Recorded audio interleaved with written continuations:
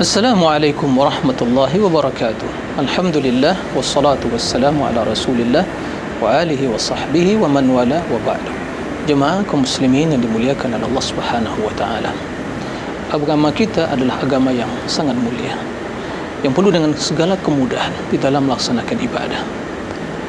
Sebagaimana kita maklumi bahawa hukum asal dalam melaksanakan solat adalah seseorang berdiri, ya, menghadap kiblat, berdiri, ya, kemudian ada rukuk, ada sujud, sebagaimana yang telah kita maklumi. Nah, bagi seseorang dalam perjalanan di atas kendaraan misalnya, ya, atau di atas pesawat, perjalanan haji atau umrah, atau perjalanan yang lainnya, dan dia ingin melaksanakan solat, bagaimana dia melaksanakan solat? Maka dalam hal ini seorang melaksanakan solat sesuai dengan kemampuannya. Tapi tentu sebelumnya dia harus berwudu, ya. Jika seandainya tidak bisa berwudu, tidak ada air atau pesawat misalnya, bila semua jemaah haji dan umrah menggunakan air, akan kehabisan air dan akan berbahaya bagi para penumpang yang lain, maka dia bertayamum, ya, sebagaimana yang telah dimaklumi tayamum Nabi SAW.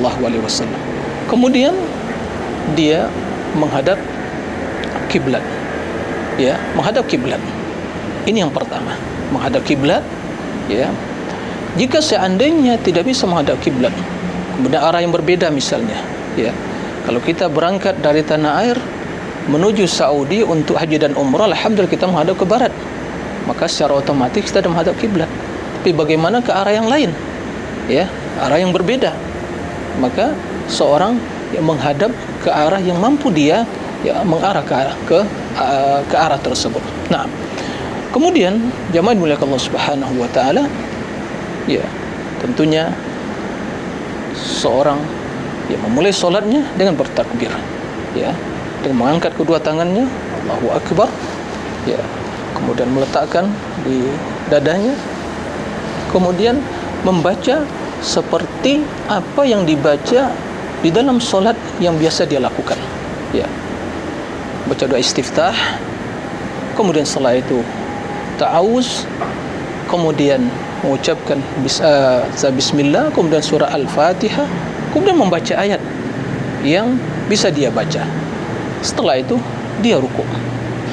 Setelah rukuk dia bangkit, kemudian dia sujud, kemudian bangkit dari sujud, ya, tasyahud, kemudian dia sujud lagi, kemudian dia bangkit untuk melanjutkan rakaat yang setelahnya. Jika dalam perjalanan, ya, kita qasar, cukup 2 rakaat. Nah, bagaimana posisi rukuknya dan sujudnya?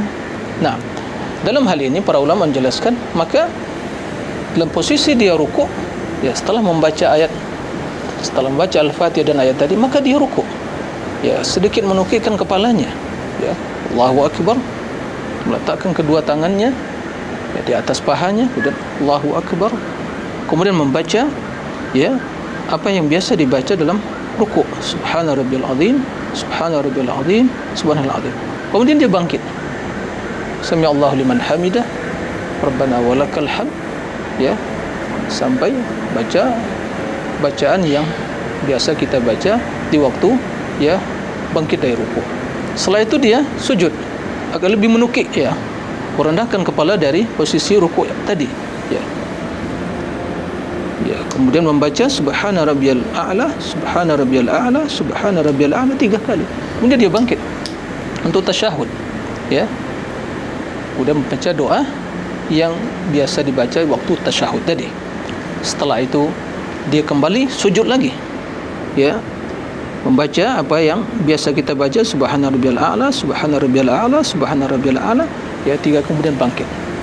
Kemudian melanjutkan rakaat yang kedua, kemudian meletakkan kembali kedua tangannya di dadanya, kemudian membaca, ya, Bismillahirrahmanirrahim, kemudian membaca surat Al-Fatihah.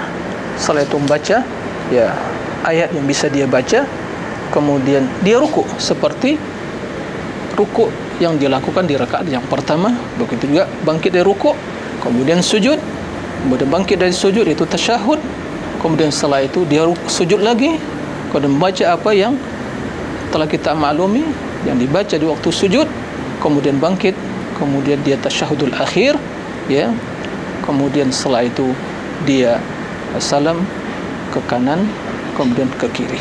Dengan demikian selesai, ya, dia melaksanakan solat 2 rakaat qasar dalam kondisi bersafar, baik di atas kendaraan, mobil atau pesawat atau kereta api dan yang lainnya.